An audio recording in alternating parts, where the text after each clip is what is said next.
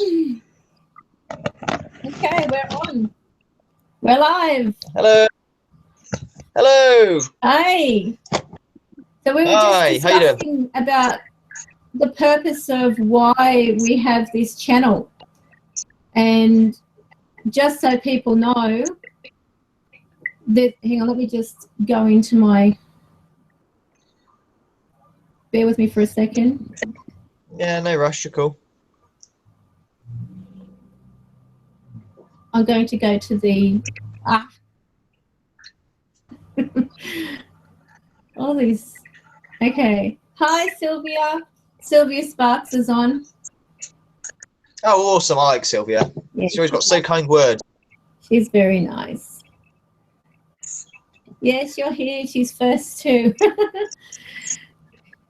Yeah, so we were talking about the purpose of the channel, and actually you did raise a very good point about kids and internet and so on, especially in these topics. And I think, you know, I wasn't going to press it, but I think we should discuss, first of all, probably to many people out there who have the impression that this is all demonic and, you know, they've got still a very closed mind to what this is all about. It's a fact of life, whether we like it or not. We are all going to leave this universe in some form or another. Through that, we have an afterlife. And I really think this probably should be something they discuss in schools, you know, as part of our traditional scripture, because even in the Bible, it talks about how Jesus raised the dead, how he talks about the afterlife. It is part of the Bible itself. Yes. So just for those people who are watching who may be very hush about this, this is something I grew up with, and it was always, you don't talk about it. It's not something that people can accept is part of who you are. And this has to change. It really does, because I'm not the only one out there. People who are getting into ITC work with the, you know, spirit boxes and so on, it is a great way for them to also make connections with the other side. And people who say, oh, no, that's rubbish, you and I both know from our experiences with the live streams, they're coming through. They still want to talk. And yeah, definitely. I mean, I do think that these days, with part of scripture, it'd be something that I think they should introduce.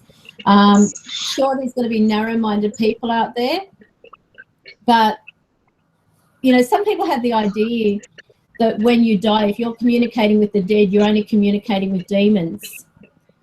And yes, they do. The bad thing is, you know, if that were the case, why would there be ones that appear to people in bad situations and save them? You know, you've got spirits that have been like people have stated, I was in a car accident and was pulled out of the wreckage by this person, and there's no record of a person being in the vicinity for miles. Who pulled them out of the wreckage? An angel. You know, was that a demon? What would be the purpose of a demon saving a human? You know, and then turning to God and giving thanks to God. You know, the fact is there are angels out there, and some of our angels are our loved ones. And that's the beauty of it. You know, they do look after us. Hi, Liz. They do look after us. They do protect us, even from the other side, and that's the wonderful thing about it. You know, I can, with my hand on my heart, I never got to meet my father in this life face to face. We were just communicating through the phone and through the internet. And I found him, and it was a funny thing too, and this is a classic example of how I found him. I had been at the point of giving up on God, completely lost my faith, and I basically cursed him. I said, what am I praying to you for? What am I teaching my kids about you for? You're not there. You don't listen. You couldn't even, you know, help me with finding my father. All my life I wanted to know my biological father. And I said, you don't even exist. I'm wasting my time on you. And I literally cried myself to sleep. The very next day, may he strike me dead, I send my daughter off to school, and I get on the internet after doing my stuff, whatever, and there on my browser is this drop-down link that wasn't there. And this made headlines, mind you, in Lincolnton, North Carolina. That's where he is from. So what had happened was I look at this drop-down link and I think, oh, great, I've got a virus or something. But I was at that point, I had enough. I really had been at the breakdown point in my life. And in that link, right at the bottom, it had People Finder. And I thought, okay, that's a bit spooky. And when I clicked on it, it had 2 links in there only. And one of them was switchboard.com. Now, I'd never seen that website before. That's like a Yellow Pages directory or White Pages, whatever. And I knew one thing about my father was the fact that he was American. So I decided to go and type in, because it had like first name option, middle initial, last name. Then it had select a state. And luckily for me, it had any state. And then it had put an age. So I put my mother's age. Now, his name was Randy L. Keever. After that, I hit the search button and this little animated icon spins around. And may God strike me dead, there is 3 Randy Keevers in all of America. And one of them, that same age as my mother. But not only was there an address, there was also a phone number. And I had never called the States prior to that. So I get onto my service provider and I was shaking. And I said, how do I connect to this number in America? What do I have to do? And they said, well, you don't have that access, so it's going to take at least 24 to 48 hours to connect that line. And I went, oh, great. Well, they told me what I had to do in about that time. I get off the phone with them and I said, okay, God, if this is you, you will make it possible for me to ring this number right now and get through. So I dialed the number and can you believe it rang? And answers and he says, hello? And I said, hello, is this Randy Keever? Or can I speak to Randy Keever? And he said, I'm Randy Keever. And I said, I'm calling from Sydney, Australia. Can I ask you a few questions? I didn't even think to say, what time is it there or anything? Because I didn't think about the time difference. I was just, I was gobsmacked. So, of course, he tells me, he says, oh, was this another market research? So I said, no, I'm just doing, I just need to ask you a few questions. So he said, okay. And I said, were you ever in the Navy? And he said, yes, I was. And I said, did you ever come out to Sydney, Australia? He said, yes, I did. There was a dropping the bombshell now. I said, do you know a lady by the name of Diana? And he was quiet. And then he said, oh, Lord, I think I know what this call's all about. And I started crying. I said, I think you're my dad. And he was starting to cry. He was getting all emotional. And he said, I've got to tell you something. He said, I wondered why God let me live.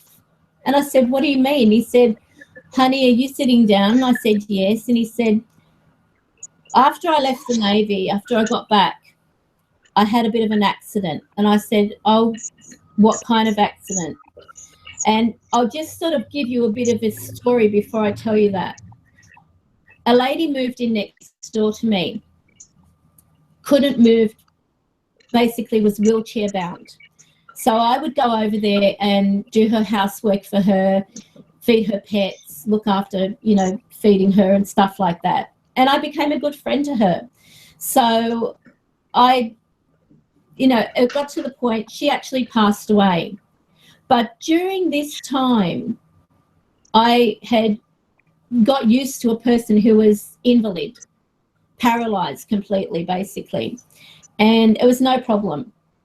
So he says to me, this accident I had took half of my skull off, and he said the gunshot went off on my head, and he said they basically had to pick the skull out of my brain. He said, I cannot move down one side. I'm in a wheelchair. And it was like, that's okay. You know, I just couldn't believe the working behind the scenes. God was already there in my life, working behind the scenes, preparing me for that moment. And I didn't even know it. And he stepped in when I stepped out. And that's usually how God will work. When you decide to wipe your hands or give up, he can then take over. While you're holding on to something and trying to do it all yourself, he can't do anything. So I got to find he was my father. He actually sent me photos, and at the time my mother was alive. She said, ask him to send me a photo. So I asked him, he sent this photo, and she said, oh my God, that's him. And she almost had a heart attack because she said, how in the world did you find him? And I told her the story, and she said, that is a miracle. That is a miracle in all the world. In one day, not even one day, one morning, he was in my life. And anyway, I was saving to go and see him, but unfortunately it didn't happen. Did you ever meet him then? Or... Sorry? Did you actually ever meet him then or not? Not face to face when he was alive. I had so much going on in my life at the time as well that it just never happened. But I'll tell you what was a miracle. 3 days after he passed, I got into this. I was preparing. I had instinctively known I have to get my home ready. My dad's coming. I was cleaning like you wouldn't believe. Everything was, and it was like I had this bug in me to just go through the whole home like a bloody steam train and clear it all, clean it up. That night, I go to sleep with my dad, when are you coming to visit me? And it was like I didn't even have a sleep. I'm just lying there and I had my eyes shut, but I wasn't asleep. I knew I wasn't asleep. And all of a sudden, the room grew bright. And I thought, oh, great. I have been awake all night long, and now the sun's up. And I'm thinking that's the sun in my face coming through the blinds and everything. All of a sudden, I hear, I want to give you a hug. And it was my dad's voice right next to me. Wow. And I just put my arms up and I kept my eyes shut because I just thought maybe I'm just imagining this. I put my arms up and I said, I want to hug you, Dad. I actually felt. And then I opened my eyes and he was gone. The whole room was pitch black. And he visited me. That was the visitation. And I knew he was coming to see me. It was incredible. That's why that guy that was going on, they can't go a block. I thought, come on, give me a break. My father went all the way from Lincoln to North Carolina to Sydney, Australia to visit me, to say farewell, and that he wanted to hug me. And it was the most beautiful, beautiful visitation. My mother, my husband was a non-believer, probably still is. Yeah. But he was here the night when my mother passed away, and he said, look, I had a new shelving for a computer to put up. And he said, look, why don't you keep yourself busy and put up the shelving? You've got to keep yourself doing something, because I was going into a depression. And this was before my father passed, about a year difference between one another. And so anyway, I started putting up this thing. Now I had the speakers unplugged and wrapped up for the computer. It was a desktop computer. I had the speakers, all wires and everything, cords wrapped up. And out of the blue, through the speakers comes talkback radio. listened to talkback radio religiously. As soon as I realised, oh my God, that's Mum, they went off. They stopped.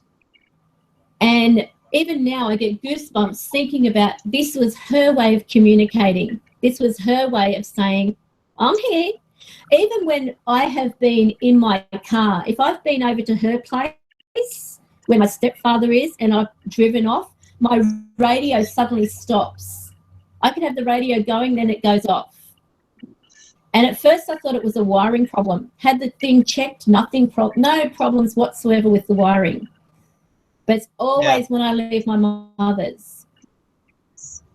And this is the thing, our loved ones still are around us.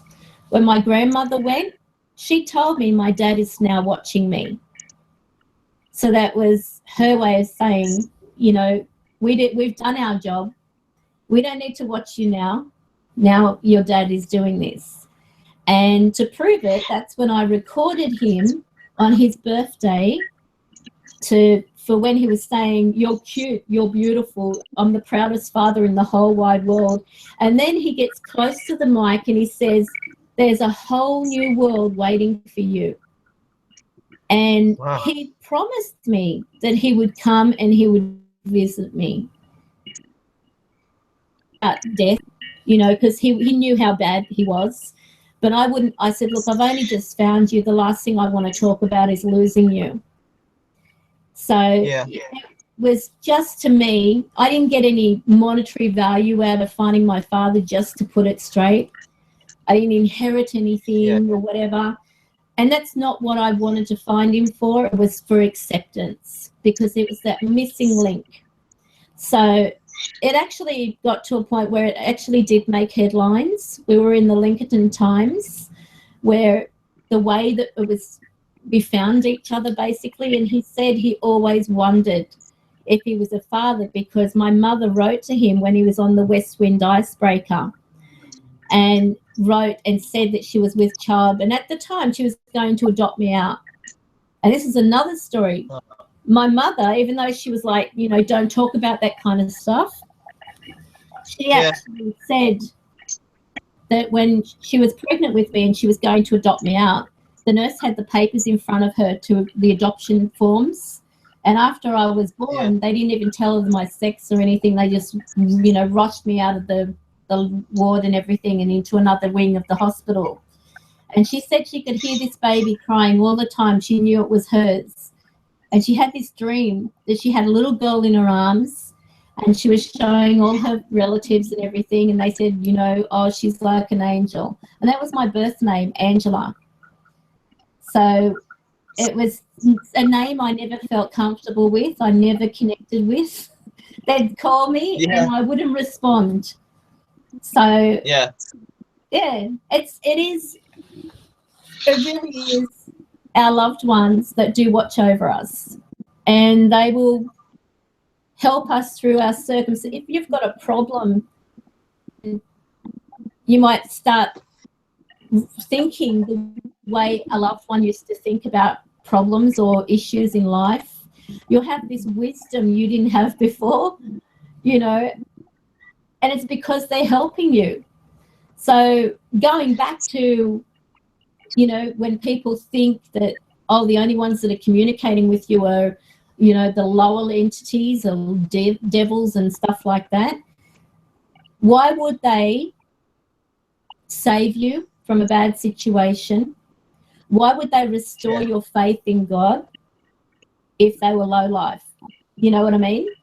So so I feel they should re-educate in scripture about, you know, that there is just no end. It's like a continuation and you keep going. You just keep going. So to those that think, oh, well, suicide is the answer, isn't going to be the answer. It's just going to transition you from one life of an existence to another. But you've still got to face it. You've still got to deal with your issues. So what are your thoughts?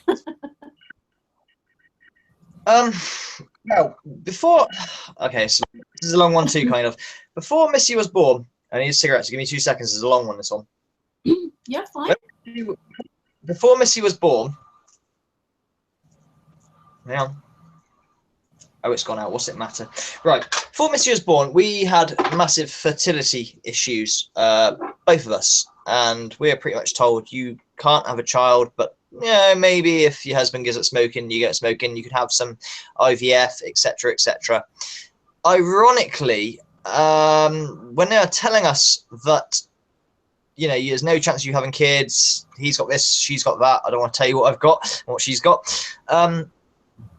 Ironically, that was she was conceived that, you know, that the sperm meets the egg. You know, literally, we sort of worked out with dates and stuff within the space of between 8 hours of that interview.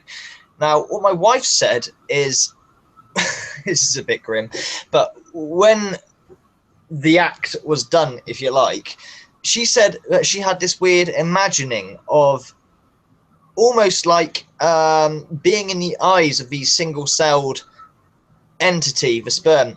Right, you need to go up this way, now you turn left, now you turn. She was guiding the swimmer, if you like, to the right place, you know. And well, yeah, you know, without being too blunt, here she is, she's born, everything's okay. But yeah, we were told it won't happen for you, but we'll give you IVF if you do these conditions in about 6 months, and you only get one shot at it because it's very expensive, etc., etc. You know, fair play, they're going to offer it in the first place. But yeah, she feels that was a bit phenomenal to get these weird imageries to guide and pull a single-celled entity, if you like, to the right destination. It was so clear, and it was so strange. Like, you know, I had to tell it, right, you need to go right here, now go left, and she could vividly imagine it perfectly. And yeah, I mean, she thought it was just a strange dream. But a pregnancy test, you know, a couple of days later, positive.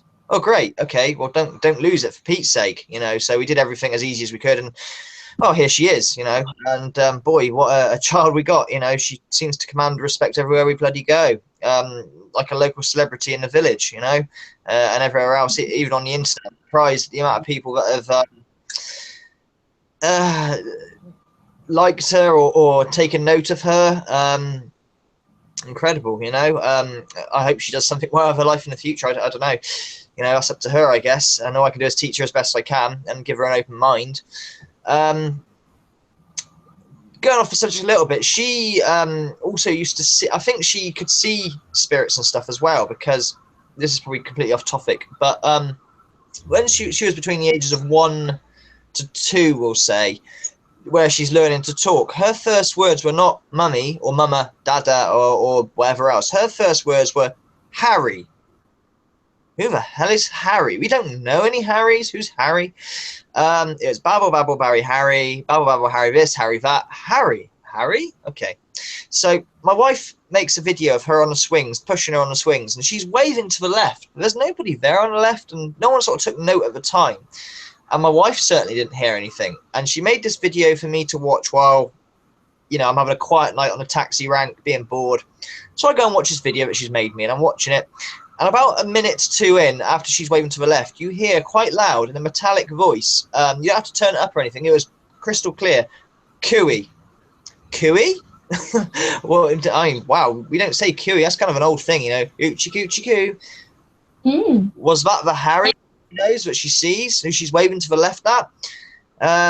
Yeah, because we always thought she might have had an imaginary friend, but she's probably a bit young to have an imaginary friend, you know. But yeah, yeah. That obviously may be her guardian angel. Maybe. Today she can't see any of them. She doesn't remember it either. I ask her about it. She has no memory. You know, sometimes when we do private spirit box sessions, she, you know, they do initiate dialogue with her, and they initiate back. I don't know, example, she's lost a toy, I'll tell her under the bed or whatever. And I say, oh, it's under the bed, what does that mean? And she goes under there and she's like, oh, I found it. I'm like, wow, okay, that's kind of cool.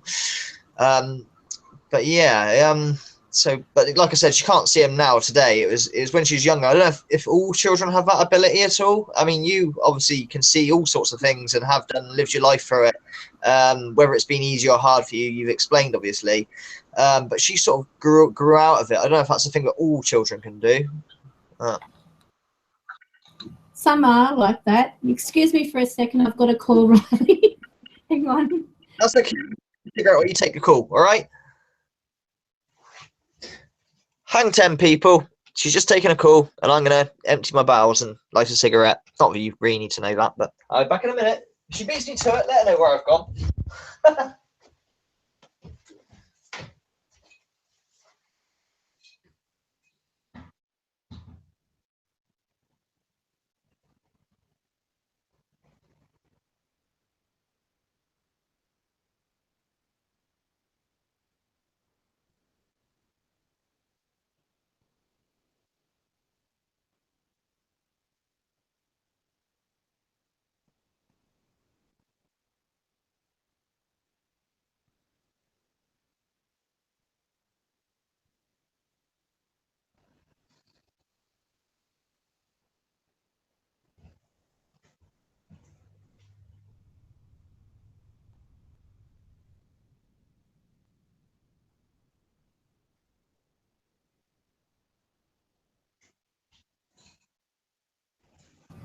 Okay, sorry, I'm back.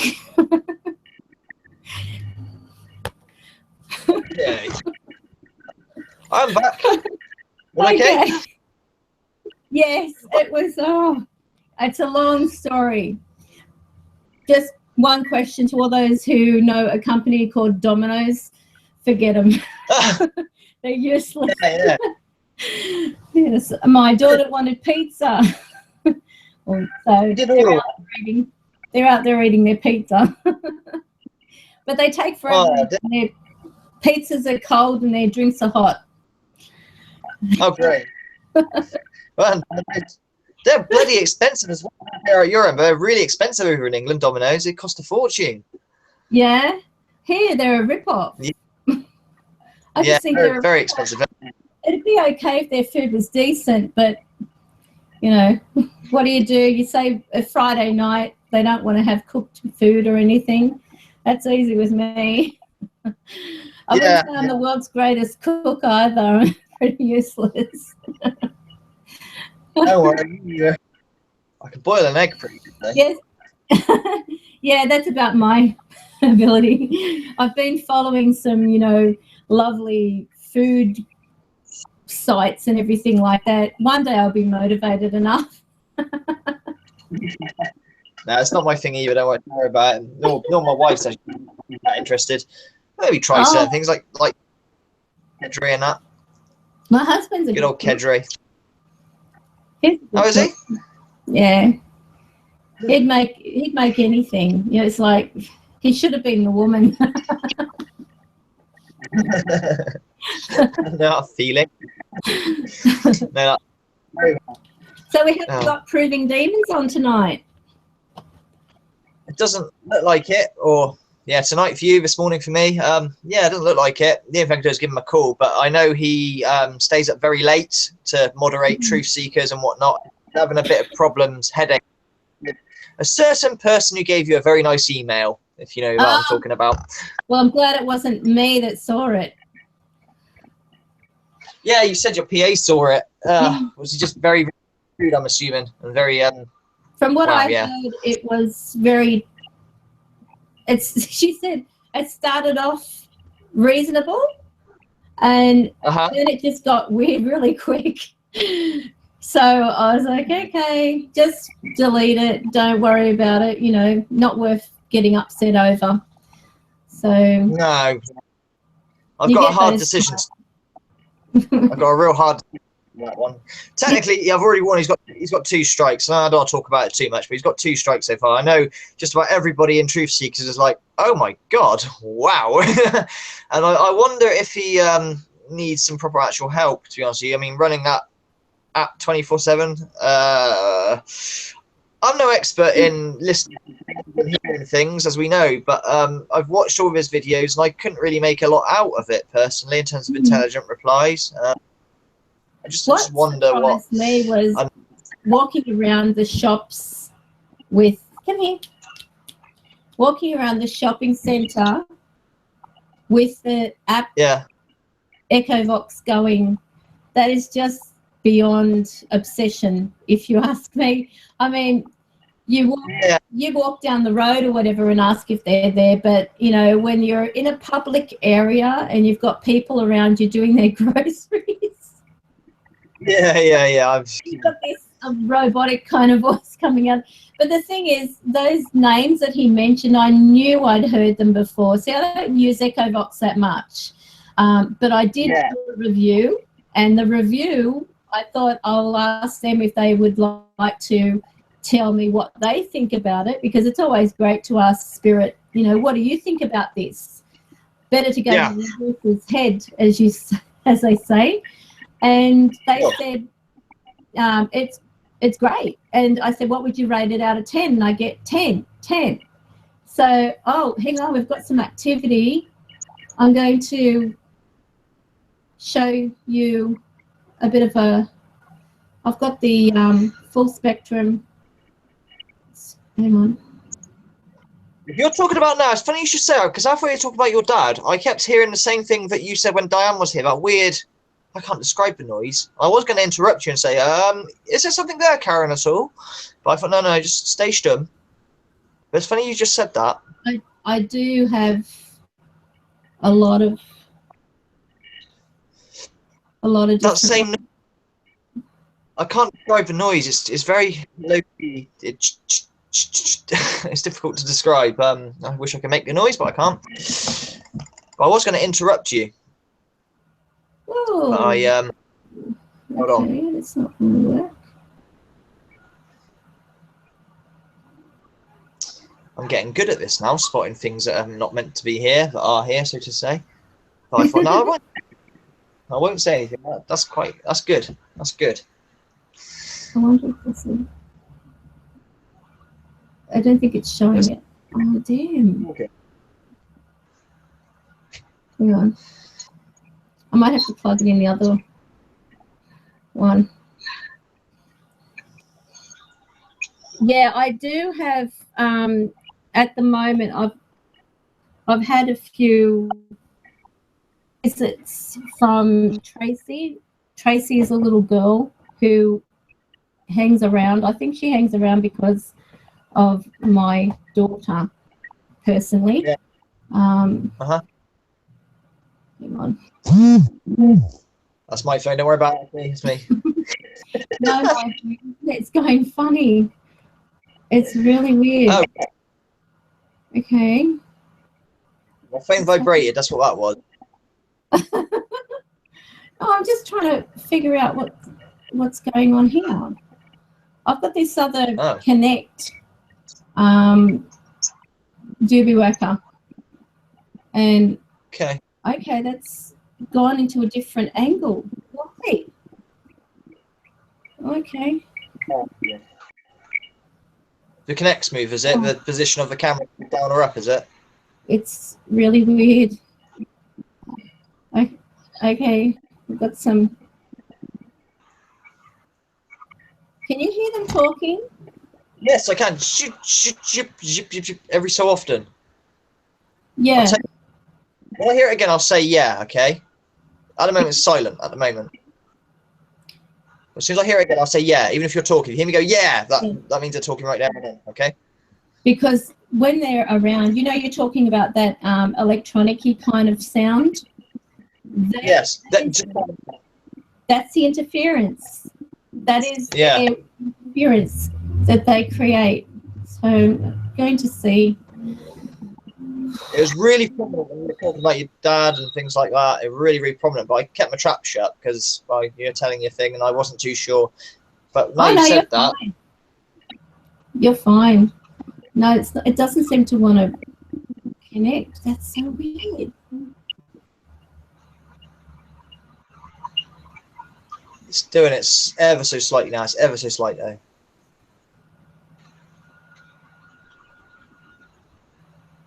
I only recognise it because when you told me about Diane, it was the same sort of noise. Very, very similar. when they're connecting. They just want to interrupt every time, especially if you're talking. Yes. Tracy, can you say hello?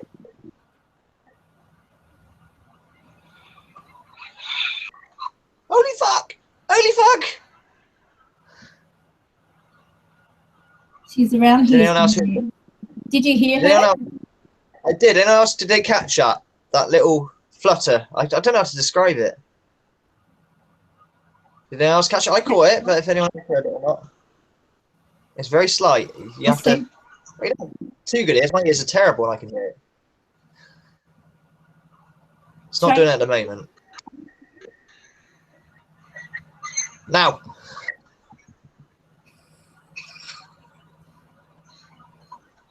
And again. And again.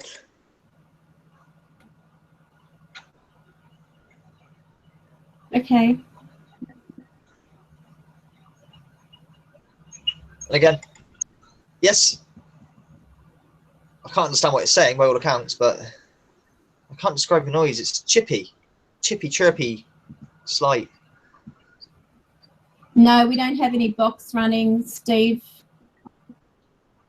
Did you say goths? He wrote, he said, is there no box or anything? Someone wrote, that sounds like feedback from another. Oh, right. Yeah.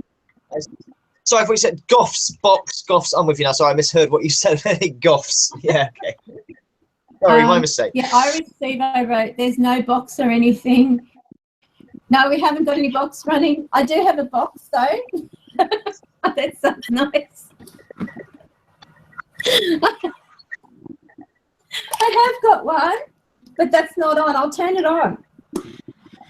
Yeah, do. Can you say hello? Can you talk through this?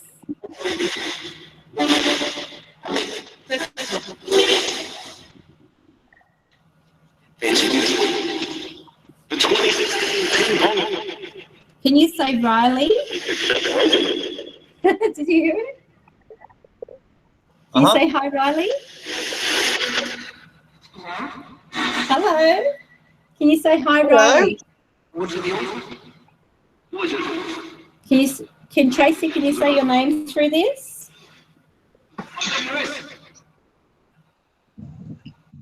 Can you say your name?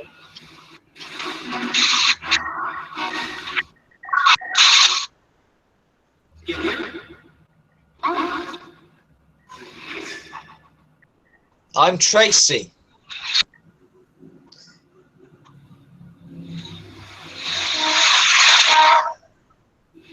Can you say hello? This is a crystal speaker. Hello. It's just in there.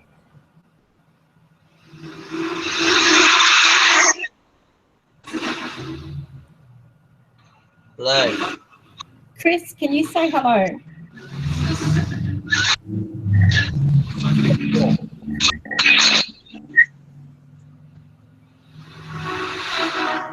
Hello. So there's a lot of reverb in these boxes. Yeah. Now with this box, just to show you, I'll take the antenna out. There is at the back, there is a mic. So if I tap on that, you'll hear it echo. Yes. I hear that. Yeah. A headphone speaker or an external mic, external speaker, and here is these flick between, so you can have it like on external or whatever, and that's where the aerial goes. So yes, I'll turn it off because it distracts me. I prefer not to have them going.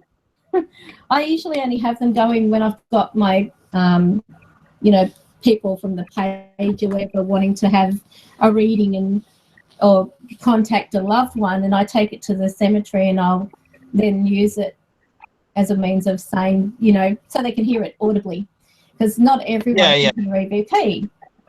Yeah, so sometimes I'll tell you what's interesting though with the spirit boxes. Often they will say through EVP, like as in disembodied voice, the word they want to say, and then it's like delayed. Then you hear it coming through the box, but it sounds like a different tone altogether. That sort of throws me at times because I'm like, oh yeah, and then it comes through, and I'm like, okay. It is amazing. So there are times where that's where I can see where they're manipulating it and when they're not. You know, sometimes it's just garbage comes through, but then you've got the direct answers that are in with that. These are actually this communication that's happening. So it's remarkable. Definitely. I didn't know those boxes had a mic on them and whatnot. So that's kind of cool. It's the first time I've ever seen behind an Andy's box, you know, with all the functions and whatnot behind it. So thank you very much for that. It really is. It is honestly a really good investment. If anyone could get an Andy's box, hold on to it. You see so many people, they buy them and they sell them. You can't understand why they do that. It's a work of art, really. You know, the way I look at it. Mine was the first one in Australia, so I was really rapt. Yeah. I think a lot of them do buy too. This is the thing. A lot of people treat us ITC people, or such as yourself, medium. Is that the right word for you, medium? What would you like to be classed as? Seer. What would you class yourself? Hey? A seer. Yeah. I mean, medium is the name that people give, but I'd rather be referred to as a seer because, or a sensitive.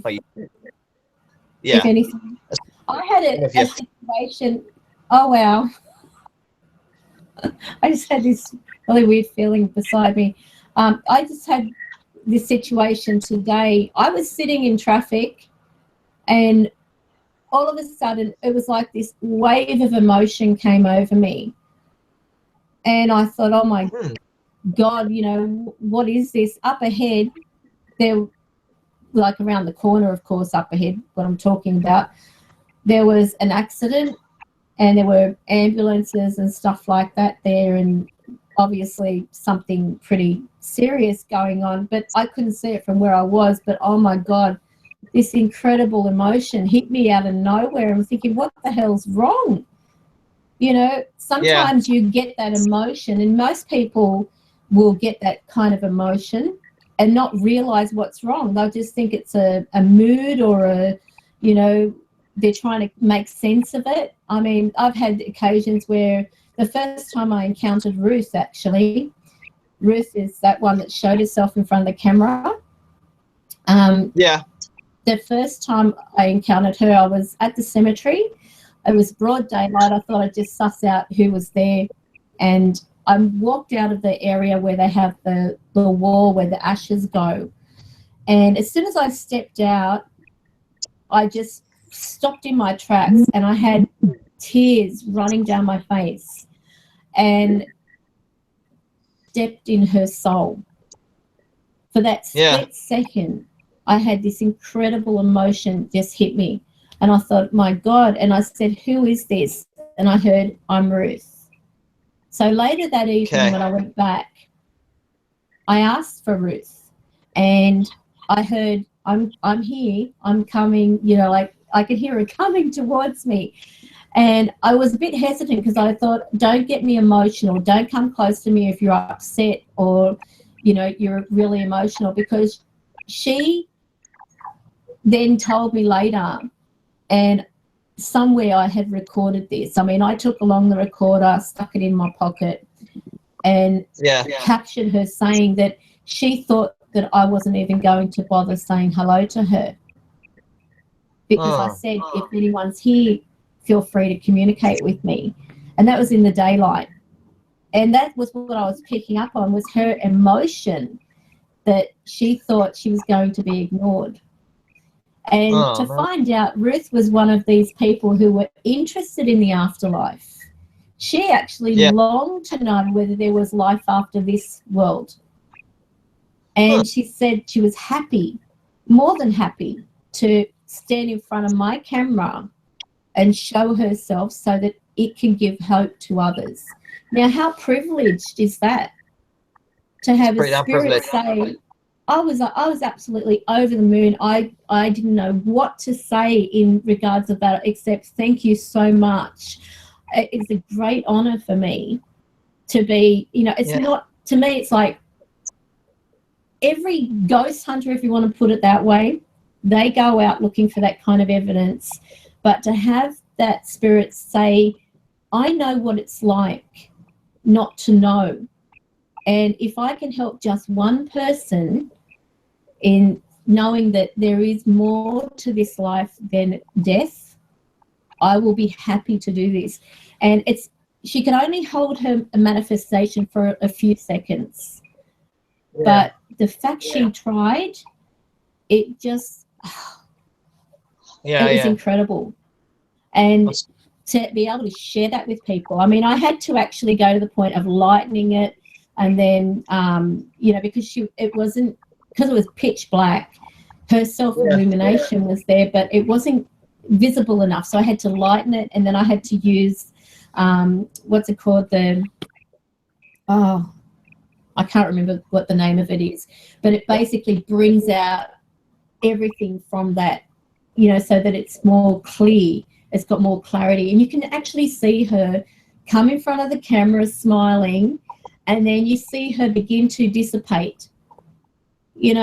Absolutely amazing.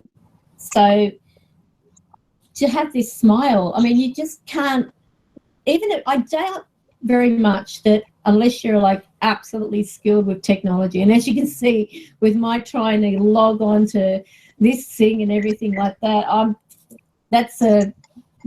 forget it. But it is really a privilege when you've got spirits willing to help you. And that's what I think everyone should go with, the attitude. Don't force them. Ask them. Yeah. And when you ask them, you get more bees with honey, as they say.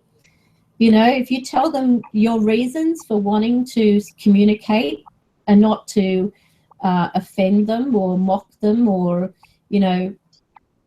treat them like a circus act, as you put it, which is very correct, then they will cooperate.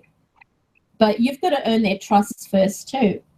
There's a lot of spirits out there that have been completely made a mockery of. You go to cemeteries and they're stating about, oh, here's another one to come and, look at the freaks. And that's really sad, because people go for the thrill. A lot of times when people go out ghost hunting, it's the thrill to catch an orb or to catch an EVP. It's like, oh, did you, they'll say, is anyone there? And as soon as they get a response, it's like, oh my God, did you hear that? I mean, they ask for that and then they freak out about it. Or if they get touched, they freak out. I mean, does that make sense to you, or is that just something I'm not up to date with? But, I've gone to cemetery completely on my own. And I don't know whether you saw that one where I put the camera down because someone touched me. They just touched my hair. And I put the camera down calmly and I said, did someone just touch me? And because I couldn't see them. So that was sort of it does sort of make you feel a bit funny because you don't know what's touching you, and because they're not showing themselves. But that was only because some of them are a bit worried about how they would be accepted. If they, I had them say to me when I say, can you show yourself? And they say, you really don't want to see what I look like. And it's because they've got an inferior complex. They're scared that I will be frightened by their appearance and I would never want to contact them or talk to them. So that's really sad. So, especially when you've got kids too saying, I don't look pretty, or, my face isn't nice. And you think, this is really sad where it gets, because they don't see what they look like personally, or they're even on the other side, they've got other spirits saying, don't show yourself, or, you don't look good and you're not going to look nice. But there are ones that look absolutely beautiful. They really do. Yeah. You know, they can think of a happier time in their life when they were slim, when they were, you know, at their prime, and they can appear like that too. So Yeah. Do they choose what they want to look a while back? Spirit tends to be 30 or, you know, that sort of age where they feel most mature, most at the best of their prime of their life, etc. Is it usually like the 30s they choose to look like, or is it when someone passes? I've had one. I'll tell you what the weirdest one was during a reading. This young boy walks into the reading, plain as. I actually described him to the person, and they said, "Oh my God, that's my brother." And he died at, you know, because I said he looks about this age, whatever, and they said, "Yep, that sounds like him," because he was that around that age when he passed. And then he tells me his name, and that confirms who he is. But when he was leaving, it's like he morphed into an adult. And I was like this because he came in as a young boy, and when he turned and walked off, I've got the back of a man walking out of the room.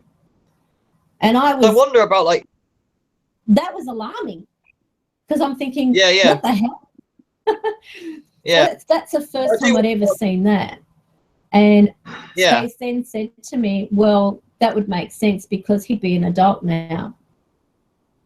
Yeah. Because I do wonder about, like a very young age, or misconceptions, or you know, cot death or whatever. You know, in 20 years' time, if they're still around this plane, are they still act like a 2-year-old or whatever when they passed on, or would they be adult, or, you know, what's the word, evolve? Is that the right word? Sorry, right word. You know what I'm trying to say? You know, if someone dies as like a 2-year-old, in 20 years' time, will they be a 22-year-old in spirit life? Would they evolve, or is it, or even is it as an instantaneous thing? The minute they die, they're up to scratch. You know. Well, I can't say that because I don't know what they're. I mean, I haven't actually been in a position where I've seen them at the point of that exact second of death where they're like young and then they're straight away old. I haven't seen that. I saw that time in the nursing home where the woman looked like a balloon head, you know, with her face. That was pretty weird. It was sort of like coming out of the body and smiling at me, and, you know, then it's complete, but she looked the same to me. But I think if they show themselves the way that you would know them, then that is what they identify with.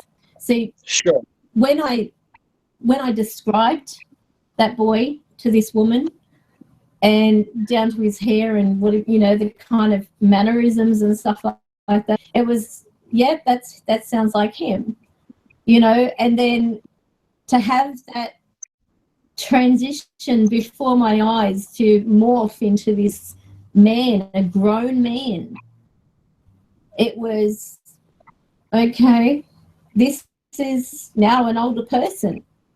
Go figure.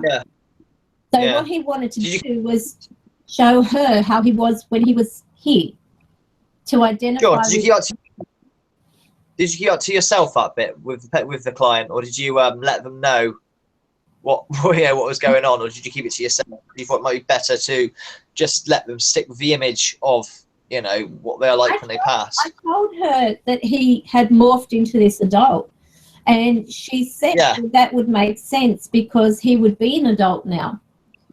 So that was his way of telling her in his subtle way, I am now still growing in spirit. I still have, you know, the ability to move on. Like my son, for example, talks about entering priesthood. Right. On the other side. Have you lost a son? Yeah. I had no idea. Is it all right to tell me about that? Yeah, it's fine. Yeah, he's visited. He's visited quite a few times. Can I ask how, where, and the why, and all the rest of it? Well, yeah, that's okay. Well, basically, I was in a very violent relationship. Don't say anything you're not comfortable with. Don't say anything you're not. Fine. I mean, look, if I can't talk about it, how do you expect other people to heal? You know, there are people out there who go through similar things every single day. And this was a time in my life that I endured because I was over my head. I was wrapped up in somebody that was no good for me. I mean, look, just because you sense things, sometimes even a person who's, you know, without these abilities might know that this person isn't good for them, but they still want to be with them. You know, you can be talking to a person till they're blue in the face, and just to, you know, rebel, they will turn around and say, no, I'm not going to listen to you, because they don't want to be told that they were wrong. Yeah. So I was in one of those situations, and my situation was he beat on me really bad and kicked me in the stomach when I was pregnant. I was 7.5 months, and I had to deliver my son stillborn. So it was a very hard time in my life, but having him visit me gives me great comfort, and knowing that he's watching over his sisters, you know, it's beautiful. You know, I've had times where I've woken up and I've heard, Mum, I'm here, and I feel like the kiss on the cheek. You know, to me, that's comforting. So I had, funny enough, talking about, it's like sometimes you think I'm imagining it, you know, I mean, you're only human at the end of the day. Sometimes I think maybe it's my wishful thinking, you know, in this situation, but to actually capture him on audio, then you can't capture an imagination, you know what I mean? You can't do that. Definitely. You know, my wife's sister had a similar thing. All right, it wasn't an act where someone kicked her in the stomach, so to say, but my wife's sister had a child where they said he had hydrocephalus, and they had to obviously abort there and then, because she had to take a pill. And when he was born, he was quite tiny, because he was, you know, earlier, the exact 10 years early. But she never forget, 10 years ago now. I can't hear you. I can't hear you. You're muffled. Oh, God. Can you hear me now? You know, I'll tell you something. You know our discussion with proving demons? Yeah. When your sound went off, there was actually talking going on over it from another male. And I feel what they do is cover the what's it called, the mic bit. So you covering it now? That's what happened before. You can hear you now. But it was so weird. It's like you're talking underwater. Yeah, I've had a lot of complaints of that. It wasn't maybe, I have no idea, but obviously if you have experience in that. I was just saying, my wife's sister, her child had hydrocephalus, or cephalus, not sure how to pronounce it, and she had to take a pill. And well, obviously he was delivered a couple months early, and they put him in a little, what looked like a chip basket for chips. You know what I mean? Hang on, you're breaking up again. Oh dear. They put the child. She lost the child because of hydrocephalus, but she had to get rid of the child with hydrocephalus. She had to take a tablet. Okay. Which killed the child in her stomach. So she delivered a stillborn, if you like, being a couple of months early, and she had the child in what looked like a chip basket for your chips, you know, as in fish and chips, and she had the child next for a couple of days. And by the time she started to go into rigour and all sorts of horrible things, but she found it really hard to let go of him. And to just say, it's been 10 years or so, she can't sort of let go of him, you know. She's named him, his name's Callum. But if he were to survive, they got rid of him at the point where they said, you need to terminate his pregnancy now, because if you let him carry on, his brain is going to have pain. At the age of 14, pain and all sorts of horrible things. Right now, he feels no pain. So the best time to terminate right now. But obviously, she delivered. And he looked like a baby. He looked very small, pink-like, because he was so thin, you could see through him. She put a torch up him. You could see all the transparent. But it's been over 10 years, and she's got more kids now that are successful and A-OK, but she still never forgets him, and is always, every anniversary, talking about him, and, you know. But, yeah, it's hard for her. And the worst bit my wife said was the howling. She howled, "I want my baby," or whatever. She really. I can never understand why I can't bring up a child in that way. But yeah, that howl, she says she'll never forget. It is really hard. It is. No matter who you are, no matter how strong you are as a person, losing a part of your life like that, it's never easy. There's a big debate going on in my family, because I don't know if you've ever watched that video of mine where it says Order has a family revelation. We've got two sisters. One's a lot older than the other, but one had a 30-year-old son, and he died in the end. We found out by suicide. The coroner ruled it as unsure, possibly he was hit by a train. And on my spirit box question, he comes through and he said, "Yeah, I did." And do it on purpose. Pick up your phone. Pick up your phone.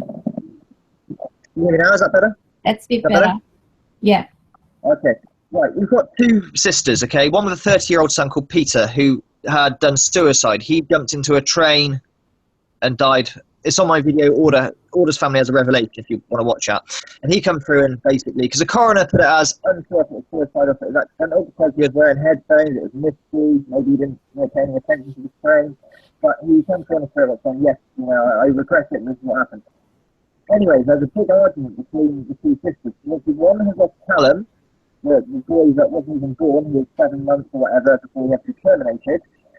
And the other one, mother, who lost a 30-year-old son. And her argument was, it's harder for me to lose my son because I have memories of my son. He's grown all the way up to the age of 30, and then he decides to do this. Yours is a lot easier because you didn't even get to meet him. He was never born. And that caused a massive rift between the two people. Hang on, you're going muffled again. You're going muffled again. I wonder what it's about. I can't work out why it's missing. I don't know what's wrong with you. You're very muffled. Very muffled. I've got a phone in the air. Is that better? That's better. Okay. It's Where'd I get up to? That's. Sorry? It was sort of like your voice cuts in and out, and it sounds like you're underwater. I've had that complaint a lot. I do have that complaint quite a lot with this phone. I have no idea why. Okay. I was just saying, I don't know if you. We have two sisters. One has a 30-year-old son who died by suicide. The other one has at the time died by catalyst. They had an argument between each other. The one with the 30-year-old son said, "It's much harder for me because I have memories. He's done things. He's grown up. You don't have any memories of your child. You're born stillborn, so it's much harder for me." And it caused a family rift. You might have to log back in.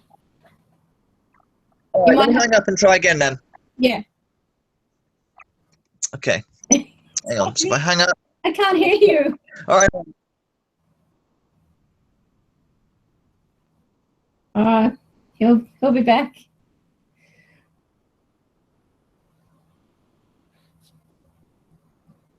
Okay.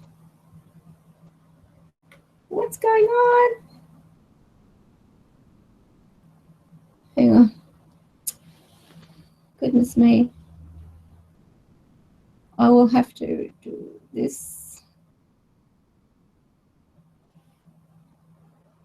Gosh.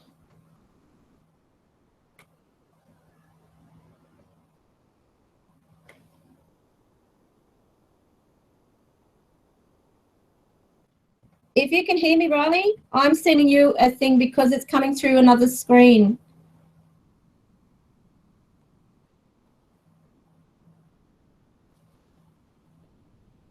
It's coming through another screen altogether.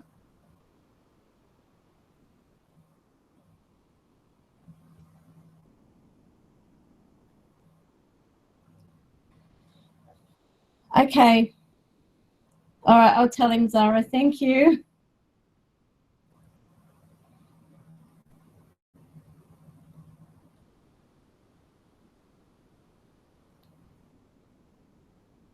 Come on, Riley. Accept the invitation.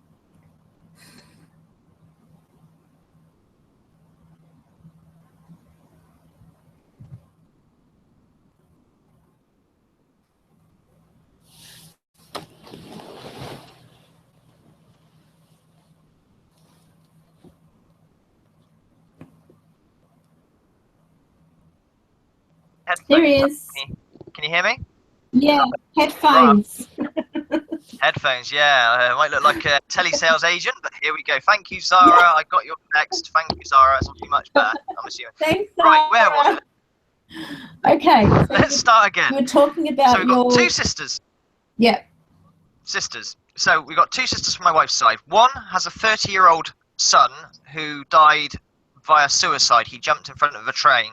The coroner wasn't sure if it was accidental or a suicide because it was a really misty night. He was wearing headphones. He was drunk. It's the usual thing he used to do. He used to drink a lot.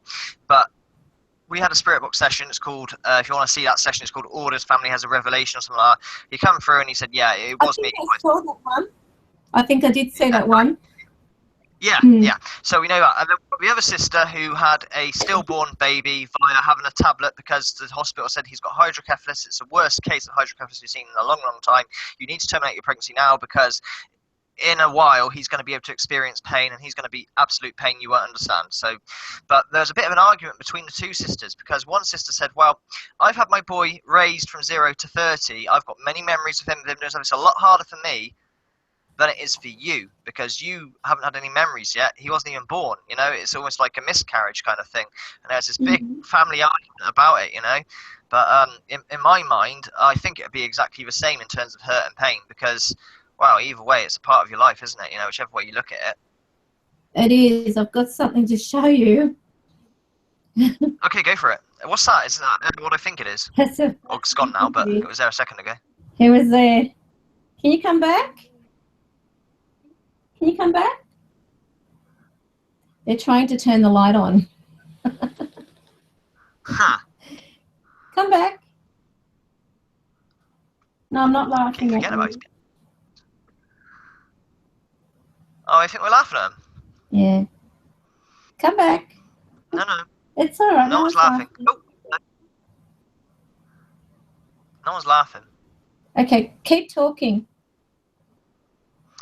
Okay, I promise you, no one's laughing. You talk to me of the spirits. Keep talking.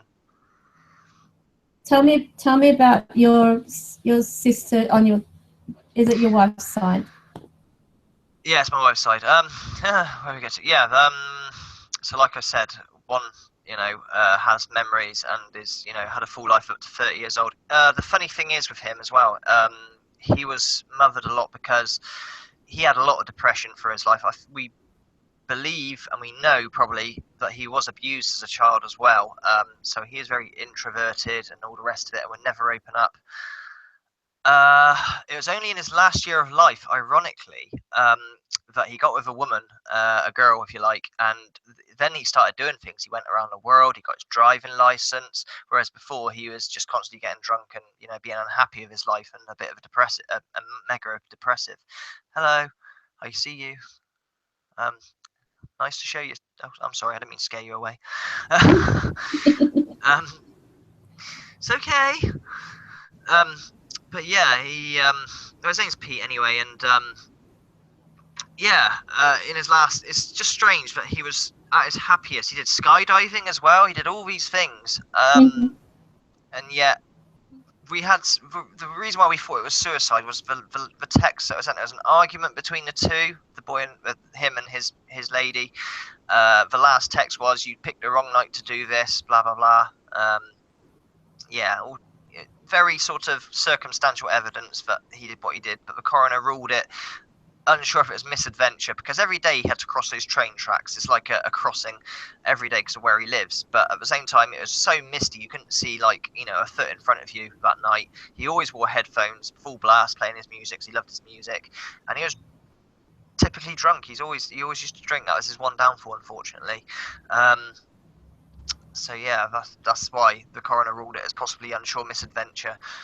But also as well, the injuries that were sustained, if it was purposeful, the coroner seemed to think there'd be not much left of him. I don't know if anyone has an idea what a train does to someone. I've seen it because I used to work as a taxi driver on the railway station, and it's gruesome.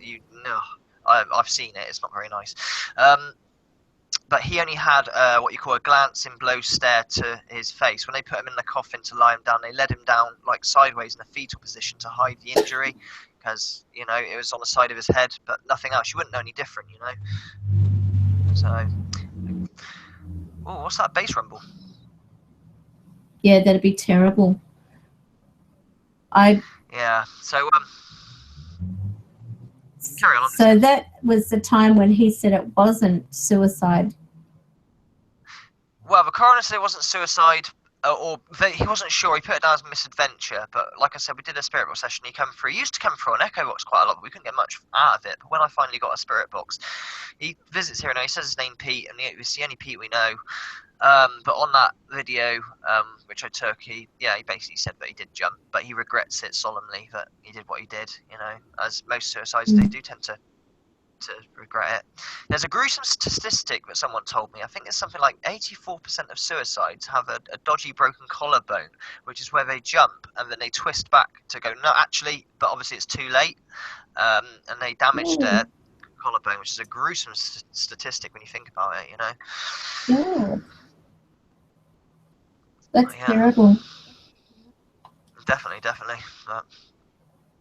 That's really. But yeah, he seems to visit, and we get Pete through quite a lot on the spirit box and whatnot. I know he was very close to my wife, ironically, but he still didn't open up about the abuse that he suffered from somebody. Both him and his sister were abused as a child, and they just swept it under the carpet as much as they could. You know, that's what the family is like. It's very, you know, hush hush, sweep it under the carpet. You know, they never want any drama or anything ever. You know, no matter how important it is, they just like to sweep things under the carpet, which is just how it is, I guess. But that's not dealing with what's happened. You know, like it's not allowing that to be dealt with in they don't. Closure. They've always been like that. It's just the way they are. I mean, there's not much of a family left now. Like I said, my wife's mum has passed on. You know, there's only her dad left, and we don't ever see the rest of the other family because of how far apart they are, you know. But it's always been like that, you know. If there's something to discuss, they'd rather not. They just sort of just sweep it under the carpet. Everything's normal, everything's happy, everything's okay, you know. So, you know, they find it uncomfortable, I think is the word. But yeah. Yeah. It's a sad thing. I mean, even if it were suicide, you know, one good thing that you discover, like when you do have communication, is that just because they left this world disfigured or whatever doesn't mean they're like that in the other world. Yeah. You know, because the only thing that cannot... I hope not. The reason why I say that is because one time Missy was in the bath and getting out, and my wife said, "Look, can you budge up, Miss?" And she says, "I can't." I said, "What do you mean you can't?" She goes, "I can't budge up. There's a man with a hurt head there. I can't go there." Oh, right. Yeah, you know, so I do worry about that, actually, when you said that, but it could be unrelated or whatnot, or imaginary, but my wife was like, "Oh, hurt head, eh? Huh, who's here then, you know?" But she wouldn't budge up because this man with his hurt head was in the way, you know, so... So all he showed her was his head. But that's the thing too, well, you know, most of the time... The same. Remember I told you about the floating head? Remember I told you about the guy with a floating head? My wife saw a guy with just... That's him. That's the same person, you know. Oh, wow. So he visits around there? Yeah. When was the last time he was there? Month probably. Not even that, maybe. Something like that, about a month. On the box, but as a manifestation over a year ago. You know. I don't know if I want to say I see you or not, you might run away. Trying to turn on that. They need... Can you turn on the light? They kneeling down. So as soon as I start acknowledging that I can see... Yeah. Can you turn on the light? Don't be scared, honestly.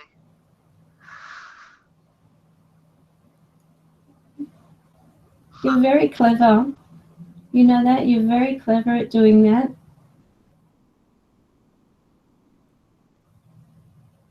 You've got to cover that light completely to start it. Can you try to show yourself again?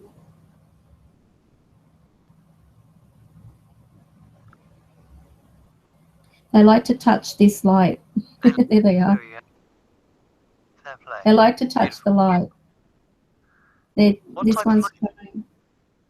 Sorry? What type of light is it? And is it like a touch sensitive light or a dimmer? What is it? Well, basically, they have to cover a certain part of it to be able to activate it. So I one thing I do is use a natural energy source near it.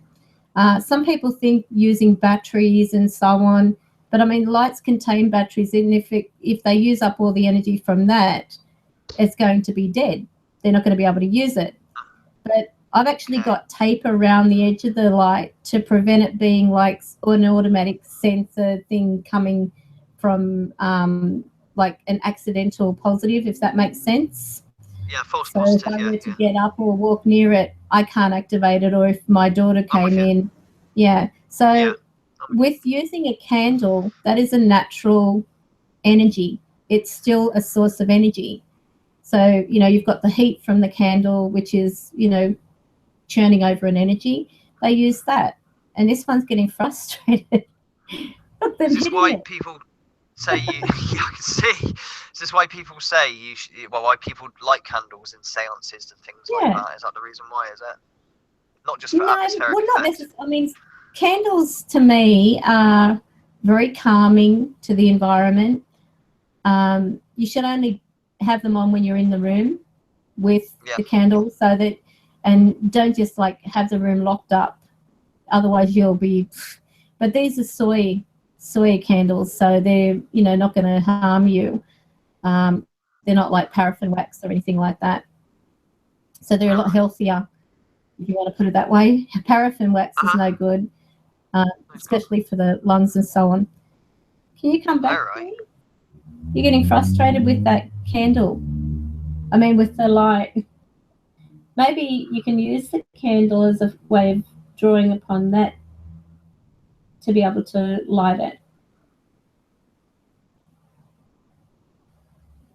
That's one good thing with spirits, they can't get burnt. Yeah, very true, very true. They can touch things. I've actually seen them use the candle flame as a way of communicating. Flickering, you mean? They flicker it? They do. They flicker it. They'll make the candle flame rise. You can do that even through a spirit session. So if you're communicating and you say, look, you know, instead of touching the dinosaur, can you make the candle flicker? You know, but you've got to be careful that you don't have any flammables around it. You know, always have it in it. So that's not going to be lighting up anything. Okay, so we've got a few things here just in the chat room. All right, where are we? April's got a headache. Zara said, definitely something there. I'll put the screenshots on. Thank you. Truth Seekers after this. When Riley excused himself to the next room, something stepped out of the cupboard. You what? Yeah. It was a full body. I'll let Riley know after.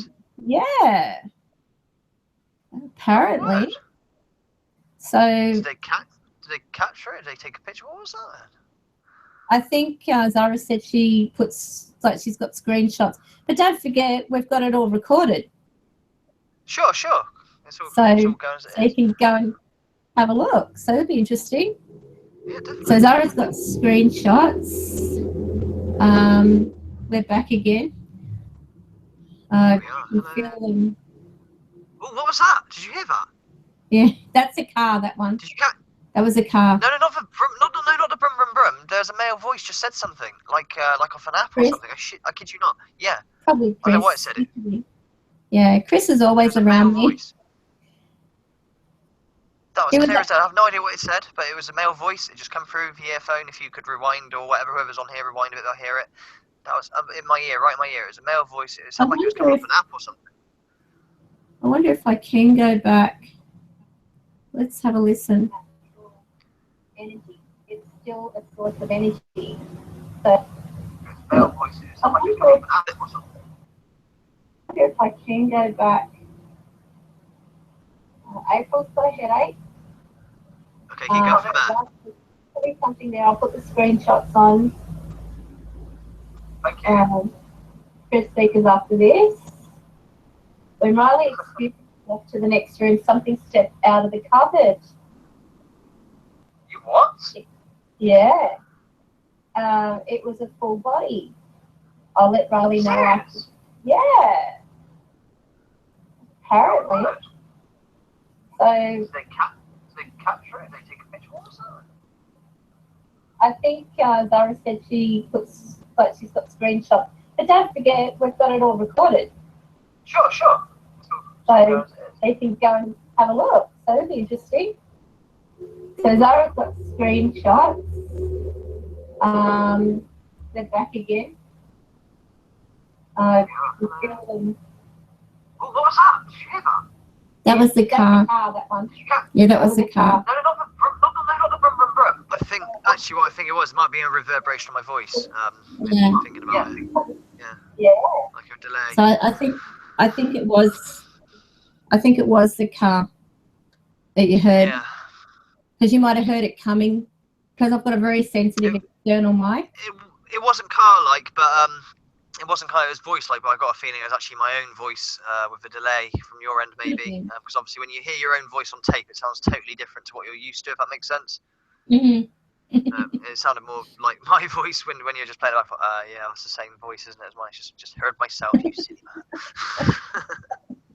But I have that live stream on mute, so you shouldn't even be hearing it. I had to unmute it to be able to play that bit, because otherwise we'd have a lot of feedback.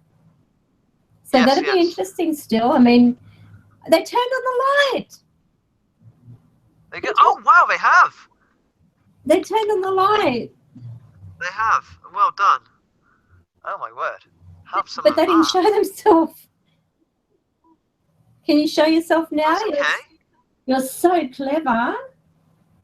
Thank you so much. That's wonderful. If people want some validation, there you are, right there and then. You've been watching it. They turned off. Yay! There they are. Oh my word! They turned off too. Did you see it? Yeah, I saw it. All right. Who waved? You did really good. Do you want to try it again? Try it again. This is amazing. Wow. Come back and do it again. Yeah, bored now. See you later. all that effort and trying and hitting the thing, they must have realised. I bet it was by accident, this one. It was like, oh, that was a fluke. Yeah. Well, it's cool on camera. There we go. But if you ever wanted validation, there you go. There it was. That was incredible. Yeah, and no one was near awesome. it. No one's near it. Definitely not. That's so, awesome. And there's a doorway, so you can see the door in the other room is shut. There's no one else there. If I even put that out, you can see. So yeah, that's awesome. It's brilliant. I am so proud of you. Thank you so much for doing that for me. Definitely, thank you. You know, you are helping other people to realise that you don't just stop living after this life. So what you're doing is actually scientific to people. And if you want to help us again, you can start that light by touching it or doing whatever you just did. And you come back. Tracy, do you want to try touching it? There we go. Hello. Okay. Come on, you can come in. You're welcome. You can come in. Yeah, it's all right. Come through.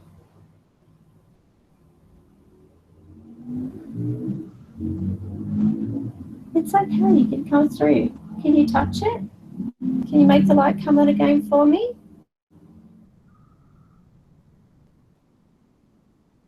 Mm-hmm.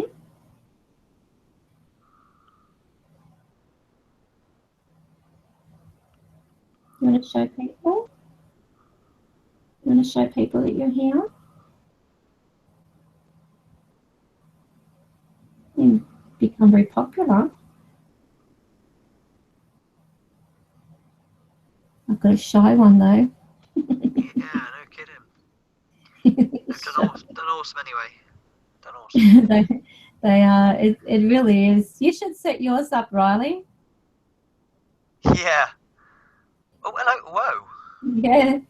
See them trying to come in and manifest. So you can see that their energy is all over the place. Yeah. I can feel their energy from where I'm sitting, and they're in that room outside this doorway.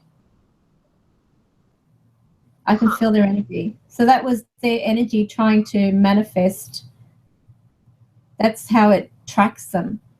It really is incredible. Yeah, definitely. Can you try again? I know it's a lot to ask, but you don't have to if you don't want to, but if you could, that'd be lovely. I'm getting a sore hand.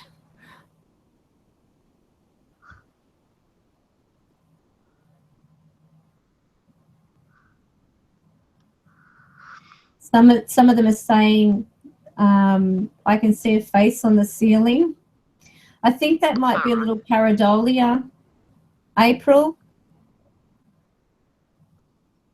I don't think Chris would like being called a bald guy.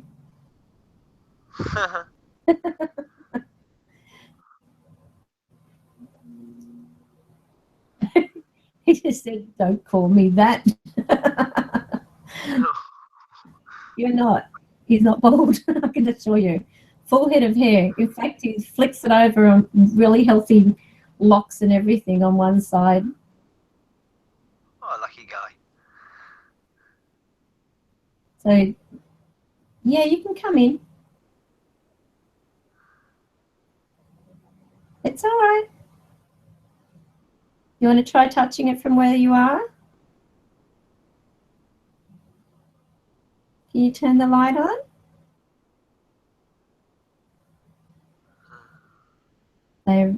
They like to play with that. So I'll just stop that so you can talk again. So with, what was I going to say? There was a topic I was going to discuss. Okay. Oh yeah, with proving when he was talking about that spirit. Sonia. Yeah. Yeah, Sonia. Where are we? They're back again. Just see if I can. Yeah, you did it! You turned the light on. Well done! Did you see it? Look at that. I certainly did. Look at the light. Well done. Oh, bless your heart. You did really good. So they turned the light on. Oh, that's so good. And we caught it. We got it on camera. That's amazing. They worked out how to turn it on. God love it. You want to try it again? Oh. Now I'll have the light going on and off all night long.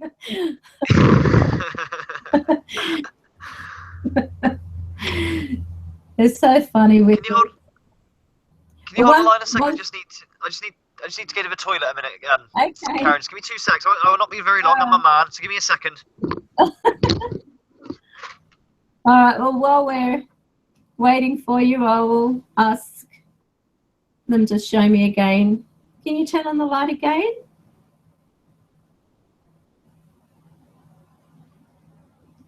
It's all yours now.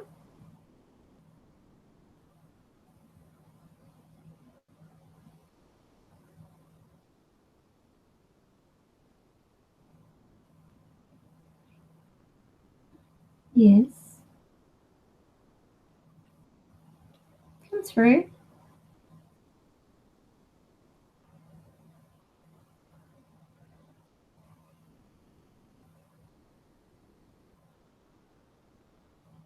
You want to show everyone how you did it? Can you do it again? You can try.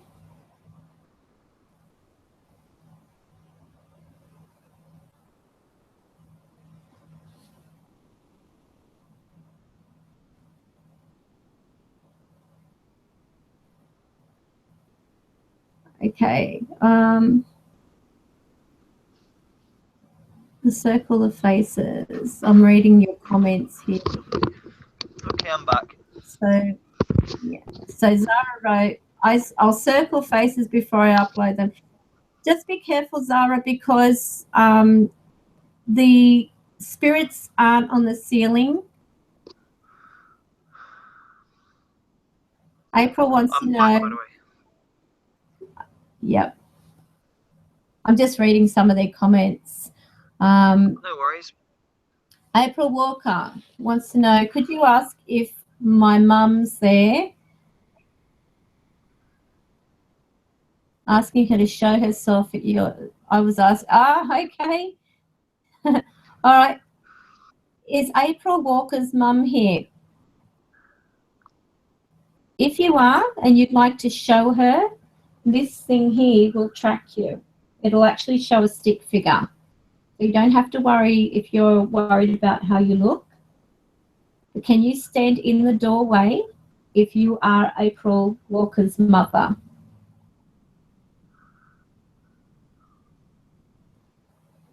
So I'd rather have physical evidence for people than just say, yes, their loved one's here or whatever, because I never make those promises. Yeah, you can't make promises. It's No. You know, I mean, sometimes they will be there and sometimes they won't, you know? Yeah. So, well, yeah. Well, having one to thing know I want... Exactly. But this... Go on, I'm listening. Yeah, this is a good way. I mean, sometimes it'll track them and sometimes it won't. Like I've got one just inside the doorway between, how can I'll try and use my finger to point. Hang on. In that area there, I've got one. But this isn't tracking them for some reason at the moment. So I'll see if I can manipulate it to try and... I think now they're moving. Maybe if you move in a little bit more, it'll show you.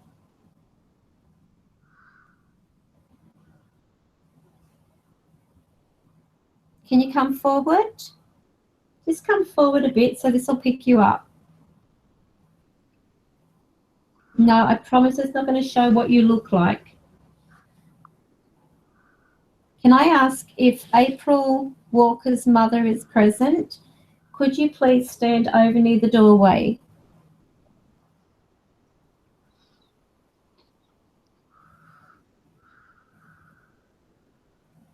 I heard some chatter then. Low, like bass resonance. I think is the best way to describe it.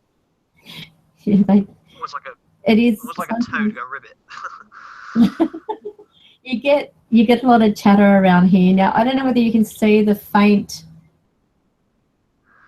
silhouette of them on this thing. I'm trying to hold it so that I can point it in where that direction is. Not on my, right. Not on my phone. Right in that area where you can see my finger on the, should be on the left, sorry, the right screen. In that area there is where. Okay. Can you show yourself a bit clearer? You have a look, there's like a very pale white mist. It is like a cloud, Zara. Zara said it's like a cloud. It's very much like a cloud. I don't be able to see it on my phone because obviously I'm only running on a phone, literally, and I've got a cracked screen as well.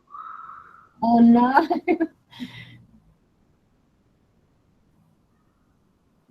I've been very lucky, touch wood, with my phone. I have dropped it that many times, but no crack. Thank God. I'll probably drop it now and get a crack. Sort of law. I had do you know what, I had my phone over a year, and I had this plastic like sheeting on it. You know, like not. Oh, hello. Can you wave? Can you wave if this is? What's her name? April Walker's mum. I can't remember the lady's name. April Walker. April Walker. Is this her mum? She's waving. She waved. Did you see the arm up? The arm went up. If this is April Walker's mother, can you do that again, please? Can you try to form? Because I'm actually seeing only like a cloud formation, which tells me they're standing behind the veil, not in front of it. When I have them come through a lot clearer, they're stepping through the veil. And so is it literally a veil then? There is like a veil. To give you an idea of how it looks, you know when you get, how can I put it? You know when you see oil reflecting on water? Yes. And it gives off that rainbow type of effect? Yes. Yeah. That's what the veil looks like to me. So that stands correct when they say beyond the veil. That's what they're talking about, is it? Well, I don't know whether that's the correct term for it, but that is, to me, it's like a very colourful fluid, but it's like part of the atmosphere, part of the actual air itself. And it looks like, I don't know whether they're going to come back. I'll just stop that there. It actually looks like when you have water and you have oil or what is it, grease or something? You know when cars it's like that. It's like, that's the only way I can describe it. It's that kind of appearance. And it seems to move. It actually continually moves. And even Spirit has said to me, when I say to them, what does the light look like? And they tell me, well, everyone has a light above them. So you and I and everyone living in this realm have this light above us. And because we're moving around, that's what draws them to us. So we have a light. Even I can't see that light.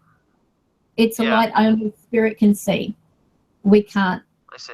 And then I said, what does it look like, the light you cross into? And they say, well, you know what the aurora borealis looks like? It's colourful. Yeah. And I said, so it's not white? I would die. Yeah, that's what you imagine. I would die and look for this white light. So yeah. And when you think about it, in sort of like consideration of people who do pass over and they've got this impression it's a white light, can you imagine maybe that's why there's so many that are asking for help, because they're looking for this white light. But then they should be looking for like one that looks like the aurora borealis. Yeah, I mean, that's my theory, because so many people talk about the white light, you know, but we do. No one can see the white light. No one can see the light. Yeah. So how do you know what color it is? So try asking when you do like a spirit box or whatever. Just test it. Test the theory. Ask them. All right. You know, those who have crossed over, who are able to come back and visit, you know, first of all, you need to make sure that they have been over. You don't want to have one that's still wandering, you know, like looking for that white light. But the ones that have crossed over, ask them, what does the light look like? If you were to describe the light to me, is it just white, or is it like an aurora borealis with multicolours? And that's what they've told me. It is like the aurora borealis. It has an energy of its own. It's not just like tubular, you know, it doesn't just go straight up kind of thing. But above us, apparently there are tubular lights. So I can't see them, and I think, well, maybe that's why they're drawn to us, because they're looking for this light. And that's why they come to us, thinking that we are a portal to that other side. So, and I guess the more in touch with Spirit you are, the bigger the light. I must have a huge light. Goes with the body. like neon.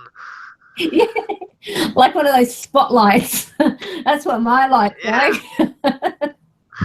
I can look around and search the heavens and everything. Oh boy. But isn't it amazing? I mean, just to think how much is there on the other side, you know, and we are only at the beginning of it, where you have so many people scared of dying and everything like that, and they say there's nothing to fear. There's nothing to fear. Right? Not yet. Will come, they say. Right. There's nothing Thanks to a bit of confidence. Yeah. Well, I had a lovely comment made to me through a spirit one day when I was visiting the cemetery, and they said that I would not have pain when I die. And I thought, well, that's a relief, because I don't like pain. Yeah. No one likes pain. But, I mean, it's a lovely thought to think, well, there you go. So, now, hang on, I'll just read some of these. Irish Steve-O's phone is tripping. Why is that? I don't know. Oh, he's saying it's freezing. Zara's saying the same on her iPad. He's getting tiny flickers of light. And little Dorrit is saying mine too for several minutes now. Oh, you might all be experiencing something paranormal. That's bizarre, isn't it? Nothing my end. I don't notice anything. I don't know if you notice anything, but I haven't noticed anything. Well, this is a thing with spirit. They will affect a lot of people who will be part of, you know, a session and so on in so many different ways. But they do have an ability over electrical things, particularly, to come through. Yeah, I know they can use electrics, definitely. They do. I've got a cupboard in my home that keeps opening, and that's to get my attention. You know, it is a very old cupboard. Belonged to actually an old lady by the name of Olga. Right. And it's the only one that's existing in the home of that particular suite that came with it. It was actually a bedroom suite, and this particular wardrobe, the only one, just opens up, and it's like saying, and no one could be near it. So it's not a case of, you know, there's a floorboard or something like that, and you walk on it and then it opens. It can open just like you could be doing something, you'd be just, you know, about to go off to sleep, and then you hear click, and then you hear it like that, and I'm like, oh, now. So it's that having to get up and shut the thing. And my daughter is coming to me. She'll come in and she'll be lying with me, and after a few minutes or, you know, even an hour, you know, you hear this click, because it actually is one of those ones where you push the lever on it and then it opens. You don't just pull it, you know, or and it's got a key that goes with it. But you hear the click of the actual latch, and then it opens. And this is a wardrobe. This is a wardrobe that's never really used per se. There's stuff in it, but it's not opened regularly. You know, the only ones that open it are spirits. But there was one time even in the kitchen where we were years and years ago sitting in the living room talking, and next minute you could hear what sounded like rattling in the drawers. And my middle daughter was like, what is that? And I said, could be something in the drawer. It might be a mouse or something. And they're like, ew. So we get up, we go into the kitchen, and this middle drawer, the cutlery, not the cutlery, the utensil drawer is open. But we've never had a poltergeist per se. I had a spirit. I had a spirit at the office who called himself a poltergeist. I remember you saying about it. Go on. But he never moved anything. Oh, right. Well, it's a German word, isn't it? It means loud spirit or something. It's German for loud spirit, I think. Mischievous. Yeah, he'd call himself a poltergeist. Yeah. He'd call him a poltergeist. I'll try and bring up, where is it? On SoundCloud, I've actually got a lot of things on SoundCloud that are connected to all the captures. Like, I've got a lot there. And then I started using something else.